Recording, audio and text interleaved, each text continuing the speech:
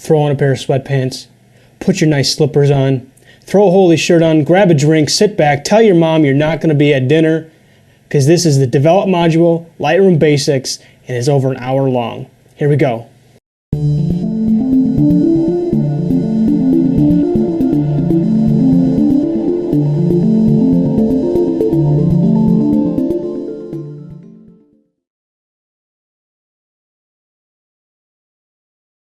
Let's dive right into the Develop module, starting with the histogram. I've already made a selection of photos that are going to be perfect for demonstrating the different sections of the Develop module.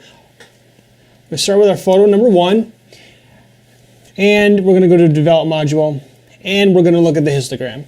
Now, what is a histogram? A lot of people are totally confused at what a histogram is, and with good reason. A histogram is just a graph representation of the exposed pixels in a photo. Really, the left side is your shadows, the right side is your highlights, and the middle is your midtones. It's really as simple as that. Now we see both grays, reds, greens, and blues. Now this is a histogram that's showing all the colors, the RGB and the luminance values. Now we notice that this photo has a lot of lights, a lot of the highlights, but not a lot of the shadows.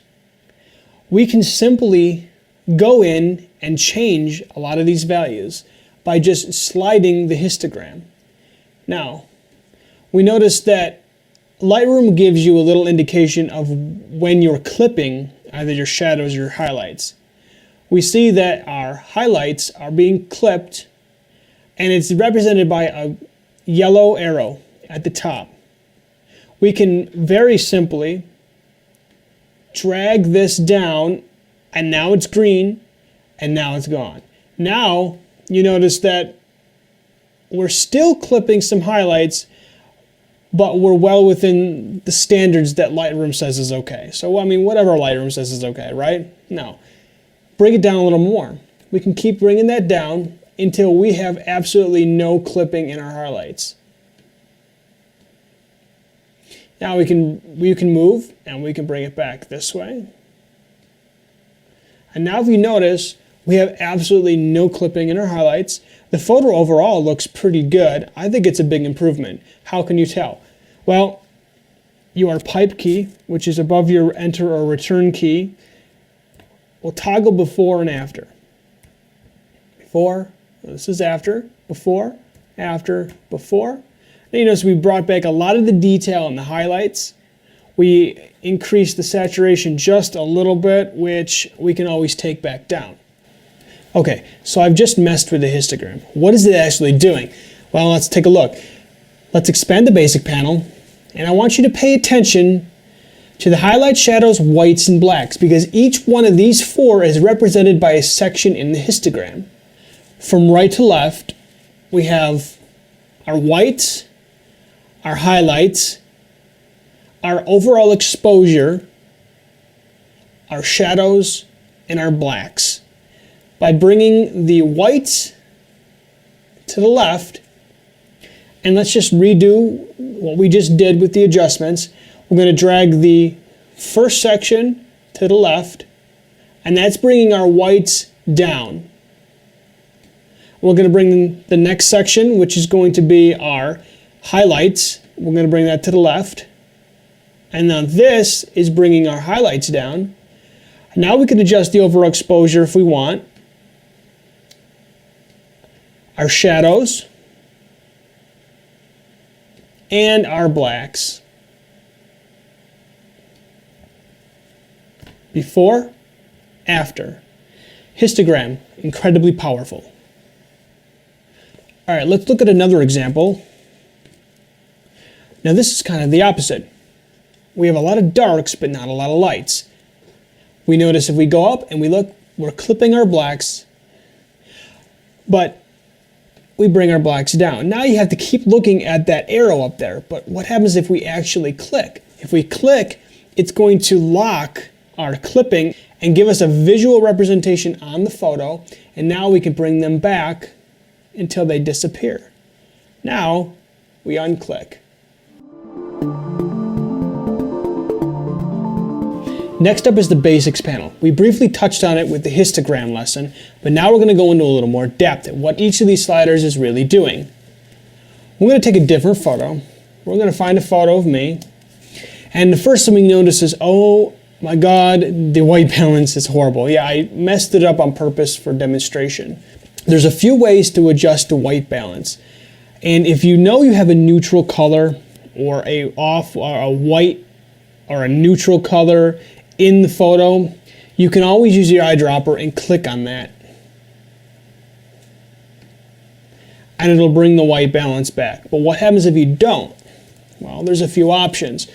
You can come up here and you can go to your preset menu and you can filter through them. Flash looked good, fluorescent doesn't, shade.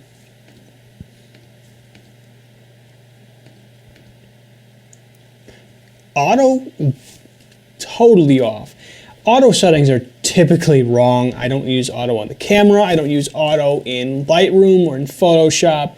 So pretty much, if you say auto to me, I'm like, auto what? Because I'm not going to use it. All right. Or you can go as shot. But if you shot it wrong, simply go here and click. Another example of what color balance can do is not just correcting, but enhancing the look. Now take this photo for example. We just fixed this with the histogram, but it's a little warm. It's a little warm and I like it like this because I shot it with the intention of making it warm. But what it really looked like was a little more real. So that's kind of what it looked like. But we could take this and we can make it more pastel-y. So let's bring that orange back up and let's adjust the tint. Now we have kind of that dreamy look. And this is why RAW is so powerful. You don't have these options if you don't shoot RAW.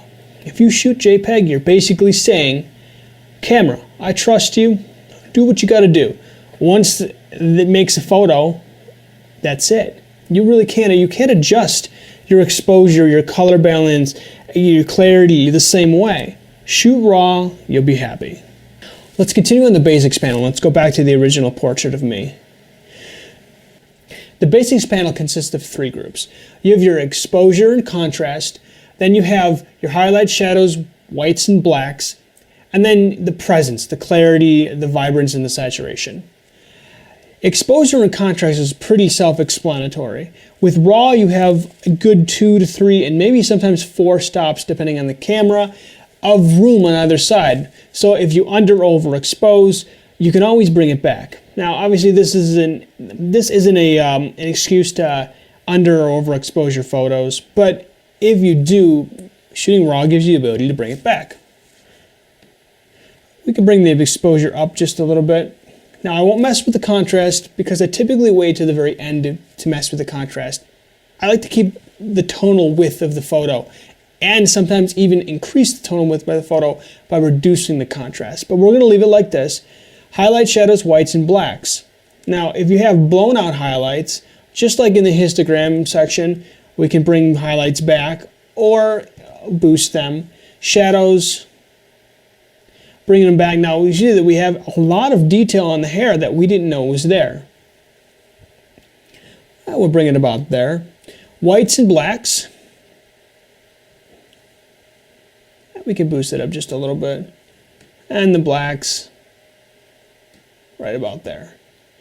Clarity is a very powerful slider, and if overused, it can be horrible. Well, I guess the best way to do it is to show what horrible looks like. You start to get that I love HDR look, that just because you can go to 100 means I'm going to go to 100. You know those people. So let's step this back.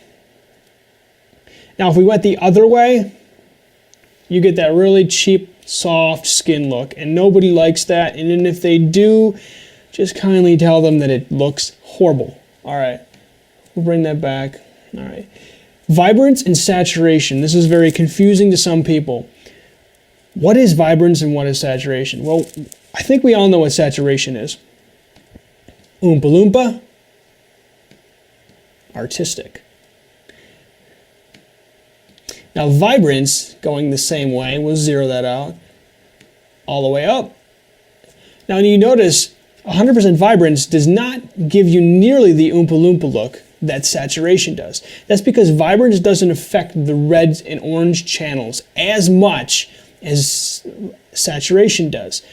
What is this good for? Well, vibrance is good for if you want to slightly boost your vibrance in a photo, the colors, but without affecting skin tones that much. Vibrance is perfect for when there's people in the shot. I don't actually want to adjust the vibrance or the saturation at all. So now what we notice, from the before to the after, there's a pretty good improvement, and that was just with the basic panel. The next section is tone curve. Now, this section is something that I rarely use because I just feel that you can get the same effects with other sections of Lightroom. Nonetheless, I'm still going to show you what it does. Simply curves adjustment, and with less control than Photoshop, you can drag just like you would in Photoshop, up, down. You can come here and you can change the point in which you grab. And you can make micro adjustments, and it really could be a powerful tool. To reset, you hold on Alt or Option and you can reset. You have presets, medium, strong contrast. If you want, you can grab this little adjustment tool here and come on over, and if you don't know exactly what area a certain tone lies, just come here and click and drag up or down, and it's going to do it for you. Up, down, and basically that's the tone curve.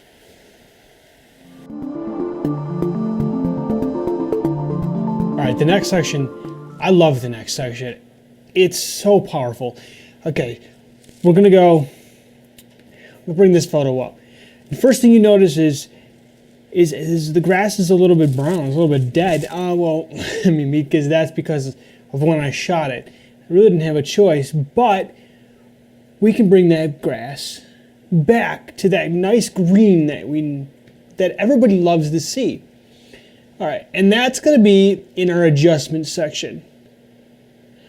What you notice is that you have a bunch of sliders, and they can get confusing, but there's an easy way to figure out what they do. Well, play with them, see what they do. But for real, what we have is we have a hue, saturation, luminance, and then you have all, which is going to show all of them all in one area. But we're going to start with the hue. You can come here and you can click our adjustment and simply click and drag on the grass, go up or go down, and you notice that there's a drastic difference. Before, after. I mean, it's incredible. Now you can also do this with sky. A lot of people, when they boost sky by using the vibrance or the saturation. Now, let's try this. Let's bring this up. Let's come here in the hue, and instead of hue, we're going to go over here to luminance. And we're going to take the luminance of the blue and we're going to reduce it. I'm going to drag down. Just a quick, simple down. Now, if we did the same thing, we hold down Alt, we can reset. We do that with the saturation. Up the saturation. There's a totally different look. Luminance down. Now that's the way to go. Now we can adjust a couple more things. You could bring the clarity up. You could bring the vibrance up a little bit. Boost the contrast. And what you notice, before, after. Before, after. Literally, what, 20 seconds? Come on. If that's not proof that this is the way to do things, at least initially, then I don't know what is. Tell me if the Finder or Explorer can do that. Let's take it one step further. What about somebody that has a lot of red in their face? I mean, we all have red hues in our face. We can't really do anything about that. but with Lightroom, we can. Let's come over here. And we notice good old Troy has a lot of red in his face. We're going to come over here to the saturation. We're going to click on our adjustment. We're going to come down. We're going to find an area that's got a lot of red, and we're just going to drag down.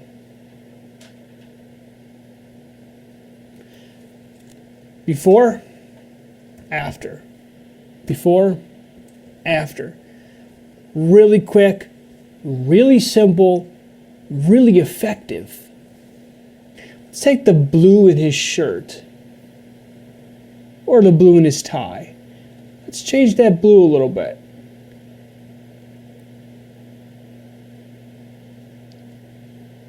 I mean, yes, it's going to affect the background, but overall, that's a quick fix. Now you could take that into Photoshop and you can mask the background if you wanted to. But look at how quick and easy that is. That really is click, drag. Split toning. What exactly is split toning? Well, it tints your highlights and tints your shadows and gives you the ability to adjust the balance in between. Where do you see split toning? Well, you see split toning in Instagram, Lomo. You see the 70s film grain, the color tint, the cross processing. This is all achieved by split toning. Let me show you how. All right, this photo is perfect. We're going to come in here. We're going to go down to split toning. And immediately you're going to notice the highlights, shadows, and everything's gray. Saturation is down to 0. Lightroom gives you a couple of suggestions, and we're going to use those to begin with. We're going to take our highlights, and we're going to go, let's give ourselves a warm highlight. All right, we're going to come down to shadows, and we're going to give ourselves a cool shadow. Instantly, you notice, without changing anything, you've got this cross-process, kind of like old film look. Now you could adjust the balance in between. More warms, more cools. But by default, it's going to set to 50. Now if you come up here to your basic and you turn this black and white, you can also hit V.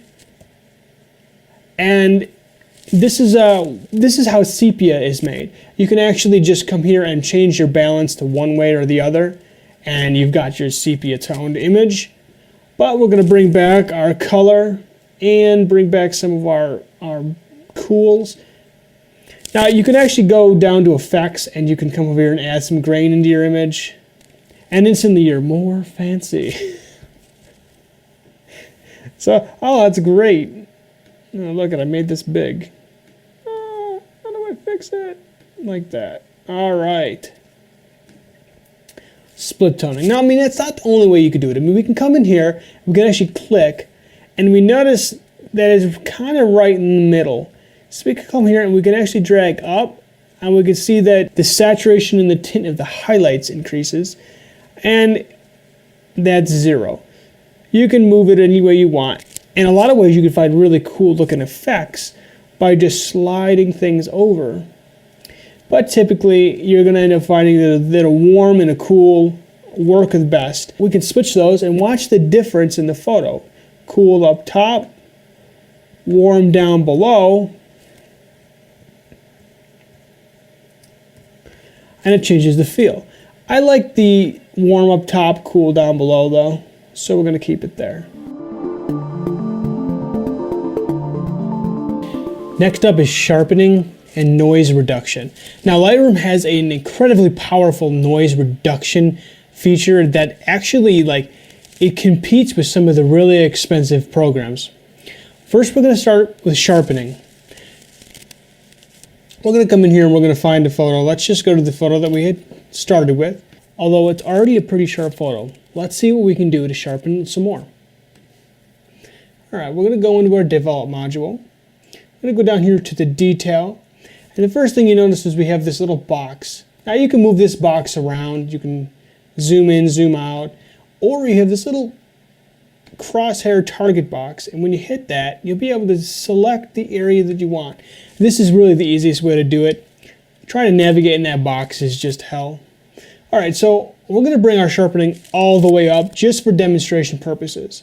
150%. If you need to sharpen any more than this, you have to go into Photoshop. But if you need to sharpen any more than this, you need to relook at what you're doing in camera. All right. We notice that it looks pretty crappy, but let's work with it.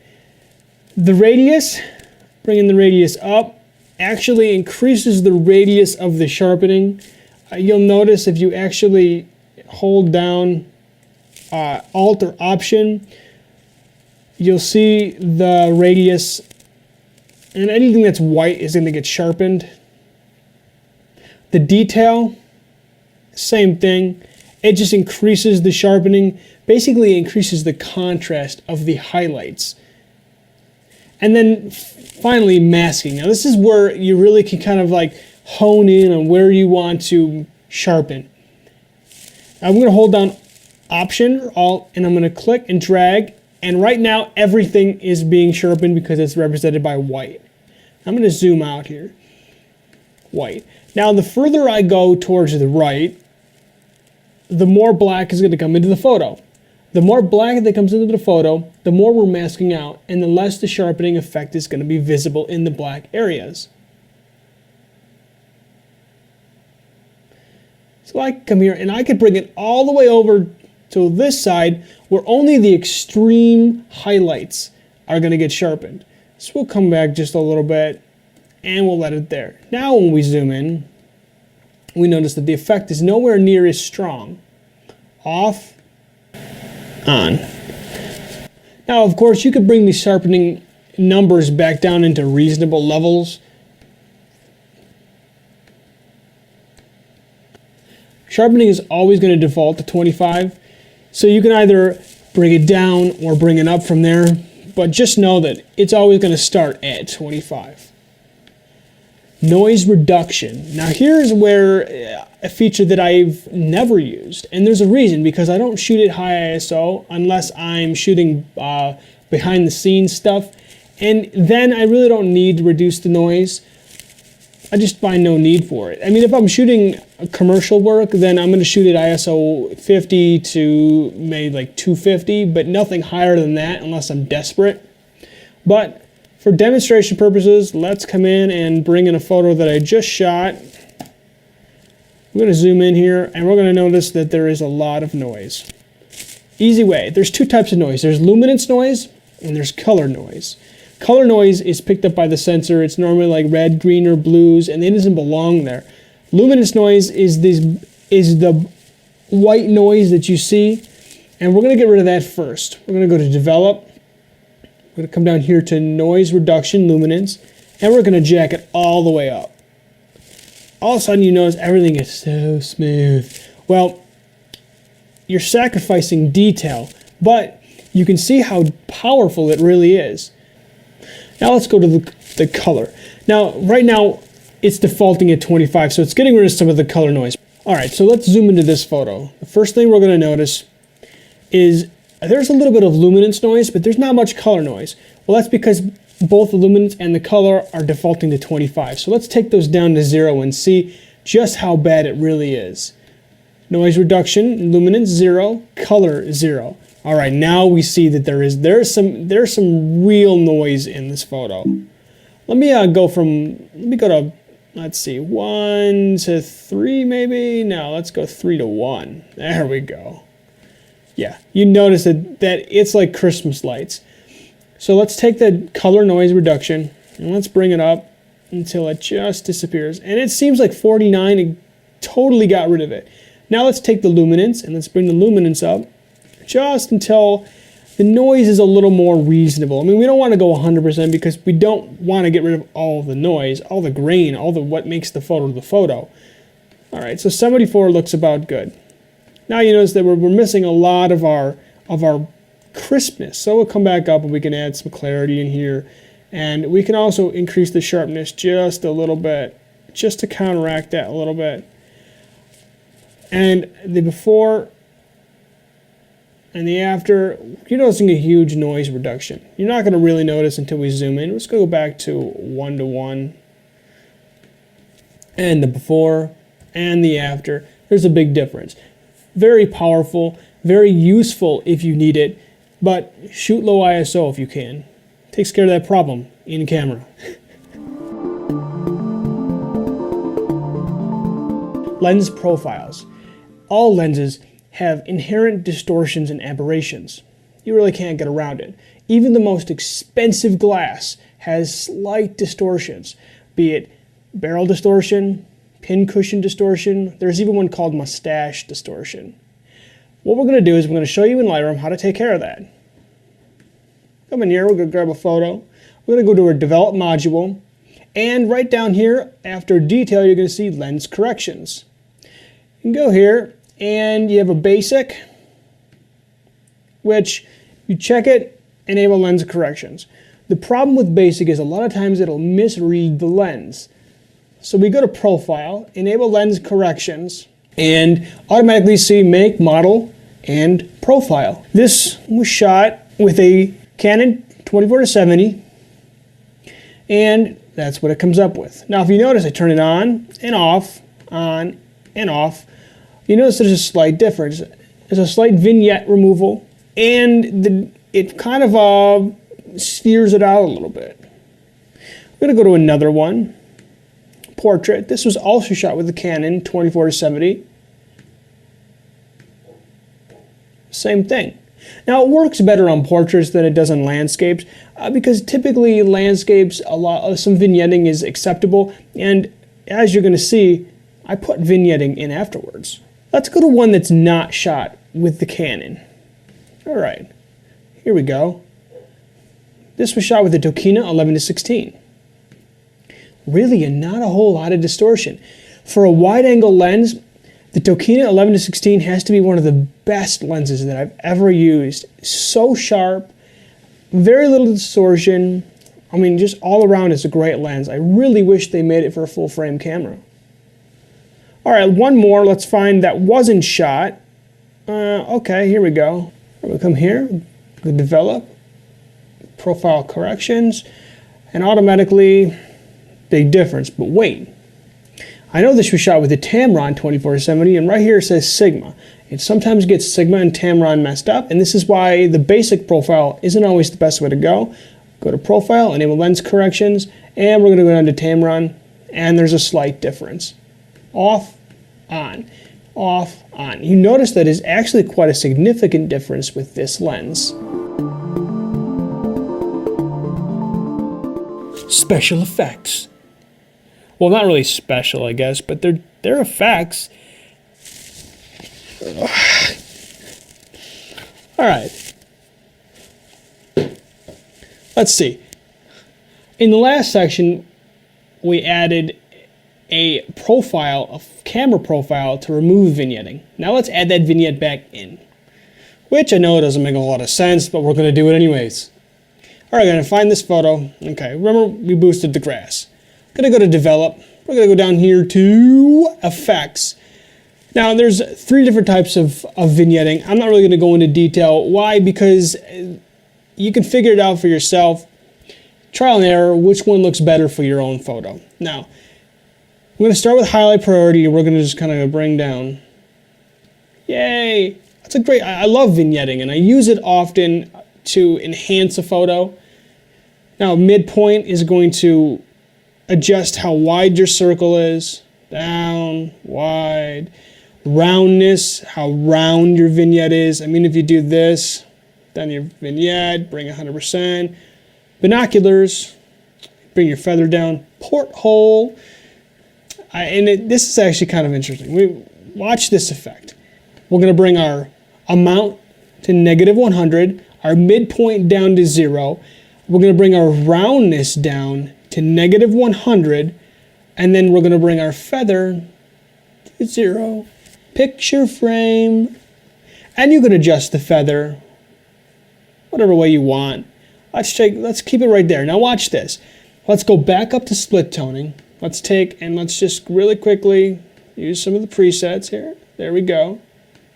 Come up here, we're gonna blow some of the highlights a little bit more than that. Maybe increase the exposure ever so slightly. Clarity. Come up here, go down. The other section of effects is grain. We'll add some grain. What do we have? Instant film look. Well, I mean, crappy film look, but you know what I mean. I mean, awesome. Let's go and crop some shots. We're going to select a shot here and go to develop. Our cropping keyboard shortcut is R, or it's the first option up here on the toolbar. You have a number of different options. First, you have your lock and unlock. When it's locked and it's default locked, your aspect ratio is set to whatever aspect ratio your original file is. If you wanted to switch from landscape to portrait, just come over here and then just go up, and eventually it will pop straight up into the opposite orientation. All right, to reset, we can come up here as shot or original, or hit escape, go back, hit R. When you unlock, your aspect ratio is free to roam, to do whatever you want. Lock that back up. You can draw with this button here, or if you unlock your aspect ratio and you hit escape, R, unlock, draw, you can draw any box you want. We have custom options, 1:1, Instagram, 4:5, 8:11. Down here you have computer standards, 4:3, 16:9, 16:10. You can enter custom. You make Facebook cover photos.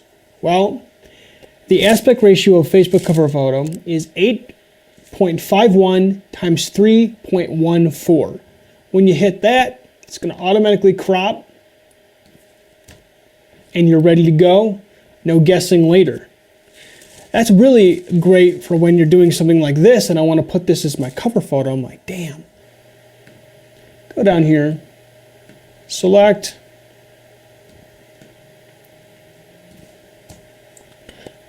done. Another really awesome feature of the crop tool is the ability to straighten horizon lines. We're going to come over here. We're going to go back down to original. And we're going to hit this ruler button. All we do is, if you can see the horizon line, trace the horizon line, and let go, hit enter. All of a sudden you have a straight shot. Now that is a cool feature, and I like that feature. If you wanted to add your own custom, of course you can go add your own custom. You could do aspect ratios, or you could do pixels. And that's it. Really, cropping is finished. Crop, easy, quick.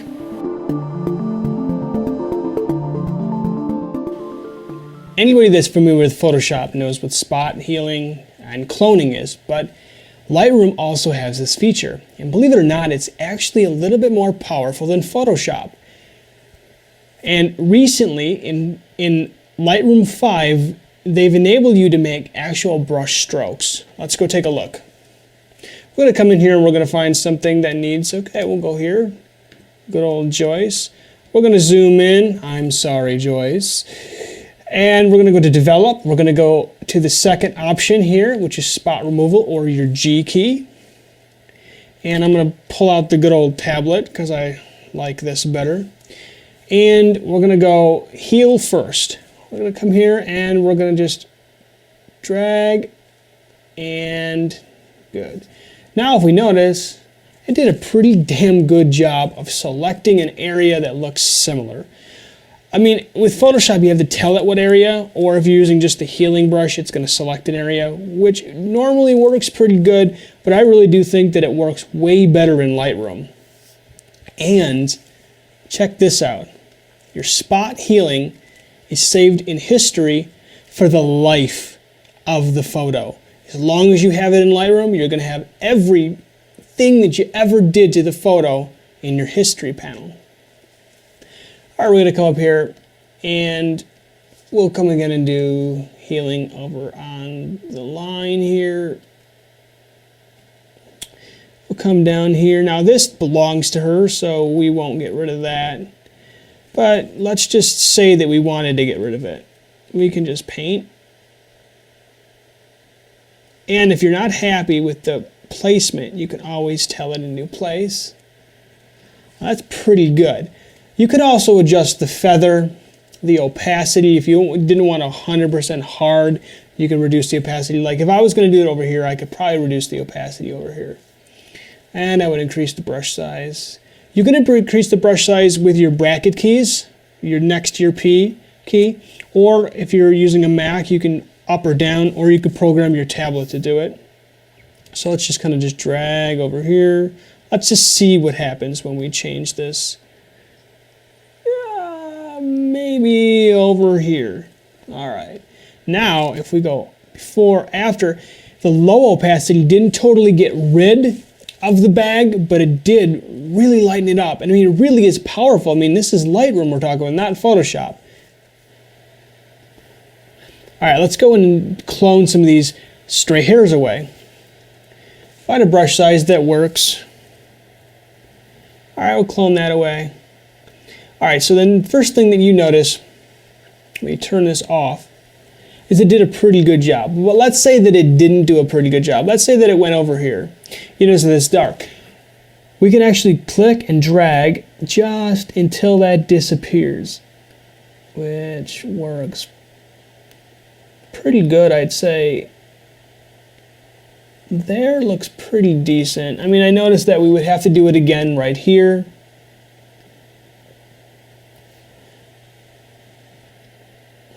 What about taking care of stray hairs, like beard hairs? And let's reduce the size. We'll do heel. And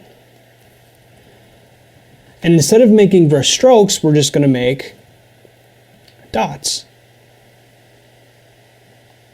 Now, if you're on one of these tools and you want to move around, let's just say we're here, and you can't move around because you're going to make a giant brush stroke. Hold down space, just like in Photoshop, and there you go. Now, if you click, you can zoom in and out. You can't deny that that is not a cool feature. The Gradiated Filter, awesome. All right, we're gonna find an image that could really use some work. Go figure, it's not like I didn't pick these photos out. All right, we notice we shot this in RAW, gorgeous sunset, but we're missing kind of a lot of the bottom. Now, obviously I did that on purpose, but what if I didn't? Let's go to Develop, go over here to our Gradiated Filter, or graduated, I don't know how to talk. Okay, we're gonna come in here, we're gonna just real quickly, we're just gonna go straight up to exposure. I don't know why it defaults like that, but who knows. From the bottom, let's just drag, and if you hold down shift, it constrains the proportions, or it constrains the orientation. Just about to maybe here. Now what we notice is we have all of our options as we do in the basic module just for this area. I'm going to bring up the shadows just a little bit. Maybe bring up the color balance to because it would be warm. Let's see. Nothing there. Bring down maybe some of that. Now I can bring this up.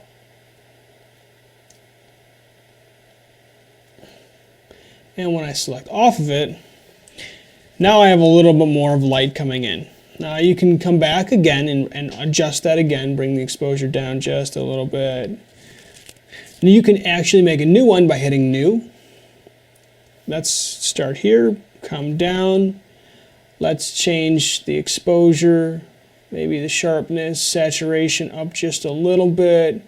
Change the colors, make it a little more orange.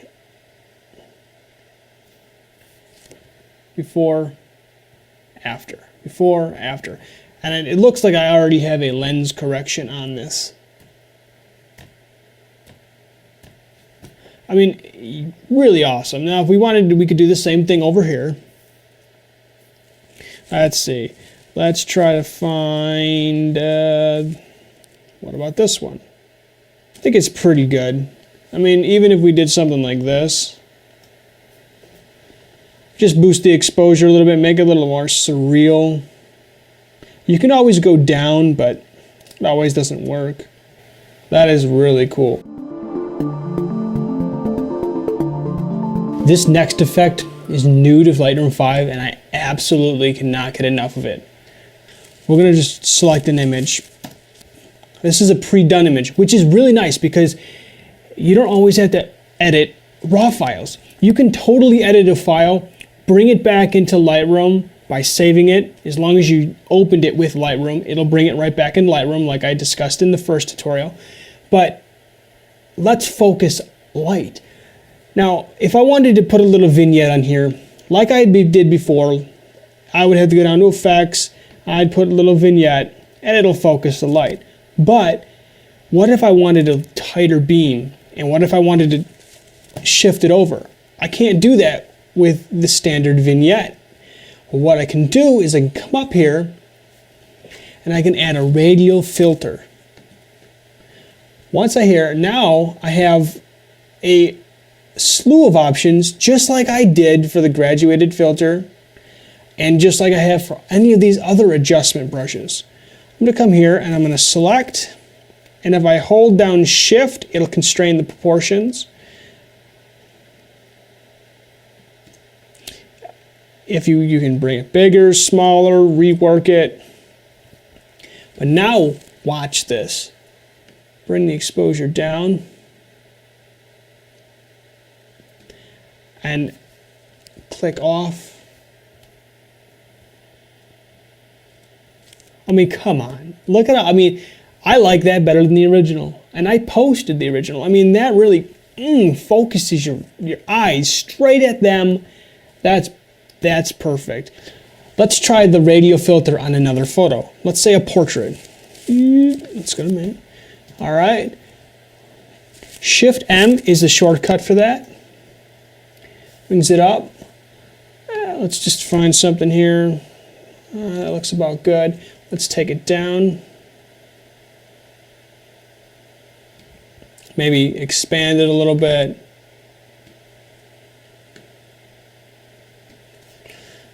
All right, before, after.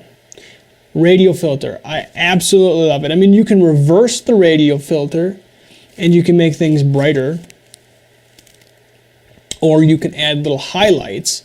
Like let's say that we wanted to highlight his camera. Let's come in here.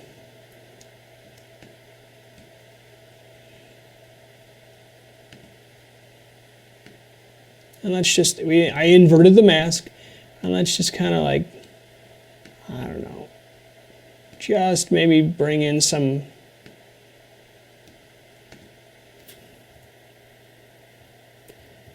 I mean, little things. You can add as many as you want, experiment, go nuts. The last adjustment brush that we're going to go over will give you the ability to whiten teeth, enhance irises. You can change the specific colors of areas of your photo. Check it out. We're going to go to the Develop module. It's your adjustment brush, or K. And just like our Gradiated Filter, we have all these options. But what's nice here is they come with presets. Dodge, burn, iris enhance, soften skin, teeth whitening. Now some of these are good, some of these not so much, but the power is there. Let's start with the iris enhance, and all it's doing is basically bumping up your saturation, increasing your clarity, and boosting your exposure a little bit. Well, we come here and we can paint on the iris, eye and the iris here, and just to boost the effect so you can see it. I mean, look, evil eyes. You can add some color in there if you want. Oh, yellow, green,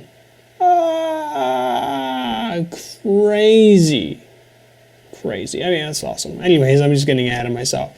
More like I'm getting exaggerated. Iris enhance. Now you can increase the clarity a little bit. I mean, you can go the sharpness if you wanted to sharpen the eyes. Awesome. Ah, crazy. All right, teeth whitening. Come over here. And we're going to come down to teeth whitening. Decrease our brush size. And paint over the teeth. If any of you are wondering what that shit is that's dripping from my face, it is clear shampoo. This is from week 1 of Project 52, where I zipped my face up. I'll leave a link in the description. And yeah, we were trying to find a liquid that didn't look like you-know-what dripping from my face. Clear shampoo actually was perfect, because when I was finished, I just went like this, and I was able to wash all the crap out of my hair. All right, come down here and do the same thing. And you can increase the brush size if you wanted to go a little bit faster. So, before, after. Now, the mask is rough, but you get the point. You can also go over here and you can adjust. If you didn't want so much whitening, you can also change the colors. You can add a color in to make the teeth nasty looking, like not so much. But look at that. I mean, if you make the mask a little better, and that's so perfect. So nasty perfect, but still you get the idea. All right, we're gonna zoom back out. We're gonna click off this. Before, after, before, after. Now you can also change colors. I mean, if you wanted to change the color of the skin, within reason you can do it. It's not something I would suggest doing in Lightroom, but here goes anyways. Let's go new. Let's just take the saturation all the way down so we get an idea of what we're doing. Yes, we're just gonna paint the skin. Yay. Ooh, tiny brush. Alright, let's just see what happens when we bring the saturation back and maybe change the tint. Tan. Blueberry Man. I mean, let's take it down a little bit, decrease the saturation a little bit, maybe bring it back up just a little bit. Let's see here. I mean, zombie. You can add a color in there if you needed to, like a green. Ooh. The Hulk. Oh, we go back to blueberry. Angry. Or maybe I was out in the sun too long. All right, really, okay, we're good. I mean, you see what we can do. We are... I can't even talk anymore. It just makes me laugh. Let's talk presets now. Now, we all know presets. Whether you're from Photoshop and there's actions, or there's a ton of presets that come stock with Lightroom and then you can install. But what about making your own? Let's go over here. Now, first let's go and I'll show you where the presets are so that at least, I'm thorough. Presets. You have tons of presets, and if you have your navigator expanded, you can see the difference. Let me just make this bigger. Nice preview up there. And there's tons of them. But let's make our own. I mean, we liked the way this looks. Let's do one more little thing here. Let's maybe remember the vignette trick I did. 0, 0, 0. And then maybe a little harder. There we go. We love that, right? Okay, great. I want to add this to like a number of photos. So what do? Well, come over here, presets. I'm going to add the plus button. Once I bring the plus button up, it's going to take a snapshot of everything I've got on this side of the screen. You can add or remove things if you don't want it. Let's say that you did like a brush, like a healing brush, and you didn't want that. Well, you don't need to add that here. We're gonna name this one vintage. Okay, vintage split tone. All right, awesome. Okay, so we're gonna hit, we want it in the user presets, or you can make a new folder. Hit create, it comes right down here. Now we can go and let's just see what happens when we add it to this.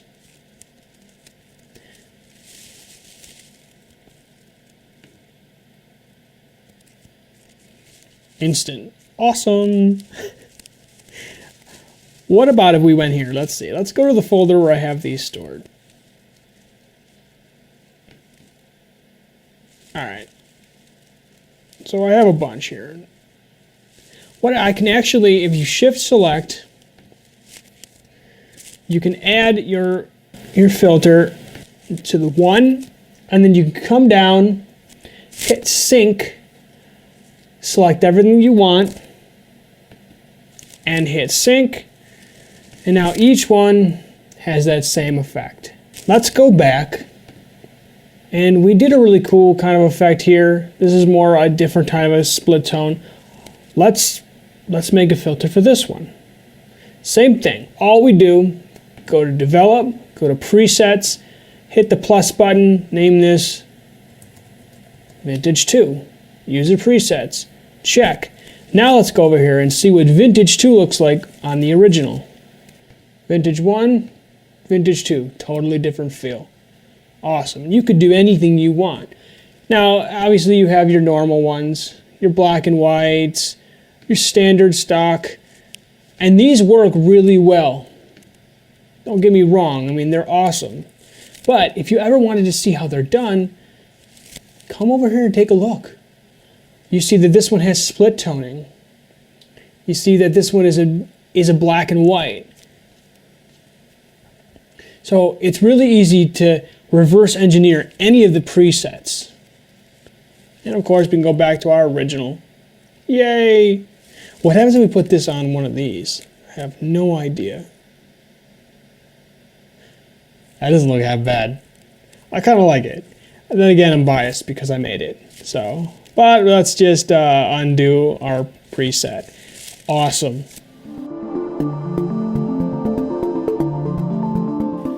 In the previous Lightroom tutorial, I taught you about stacking and how amazing stacking can be for organization. But what about if you have more than one look for the same photo? Let's take a look. Got this photo. Now what I'm going to do here is I'm going to go to the folder in the library just so that I can streamline and make things cleaner looking. All right, so I'm going to right click. I'm going to say create virtual copy. I'll create another one. Create virtual copy. Now what you automatically notice is it's going to stack it by default. Now what we can do is we can go and we can go to our develop module and let's bring some different filters in here for this one. Let's maybe, what about effects process? No, what about, aged photo, bleach bypass. Pretty cool. All right, but now what you notice is you collapsed. It shows up as the main image, the one that you originally edited. That's your raw physical copy. Open it up, and you can filter through the different looks. Stacking combined with multiple different editing. Now I think that's freaking awesome. So we've gone over everything. I'm going to do one photo from start to finish using only Lightroom. Here we go. Okay, nice photo of me. We're going to go straight to the develop module and we're going to start by increasing the color balance just a little bit. We're going to take the shadows up. Nice. We're going to take the clarity up maybe just a little. Take the vibrance down maybe just a hair. Increase maybe the highlights. Okay, we're going to come back right down here to our luminance. We are going to take our luminance and I want maybe some of the reds. So let's try maybe like boost just a little bit. Just give us a little bit more brightness on there.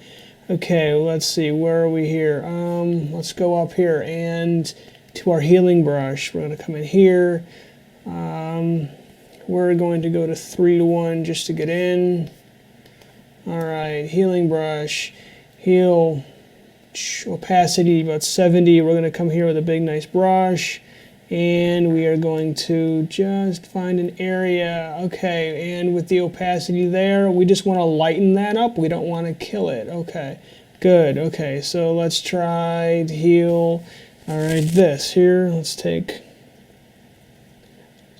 All right, do perfect. Get rid of it. Bring the opacity up a little bit more just to get rid of it. Okay, over here.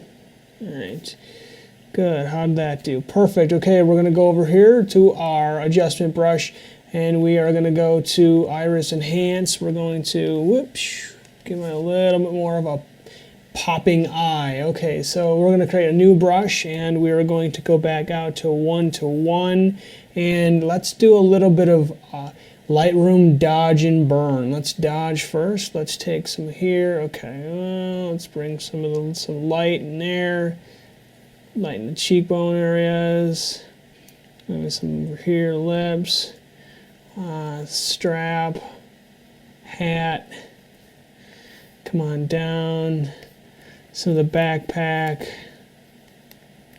Some of the folds in the shirt. All right, zoom back out. Let's go some of the pants. Some of the shirt here. Nice. Okay, let's go a new brush. Let's go darken. Let's take some of the beard, make the beard a little more crazy. Okay, there. So maybe the strap area, pants. Good, good, good. Okay, we're good there. Okay, I'm gonna come all the way down to the bottom. Let's add a little bit of grain here. Okay, good. All right, come up to the top. Let's take a Radial Filter, bring it out this way. Here we go. And let's darken everything around me just a little bit. All right, before, after, before, after, before, after, 3.5 minutes. And that's Lightroom. I mean, really, it can't get much easier than this. We've gone over nearly everything you need to know to take your photos from straight out of camera to polished and ready to present. If you've watched the video before, you now know how to import. You know how to get your way around Lightroom. You know how to make Lightroom look like your program by putting your fancy logo up top. All that's left now is exporting, and I'm going to take care of that in the last section. Stay tuned for tutorial 3 of 3 of the Lightroom basics. My name is Michael Herb, and as always, I want to thank you for watching. Hit the like button because that helps me. Subscribe if you want to keep getting more.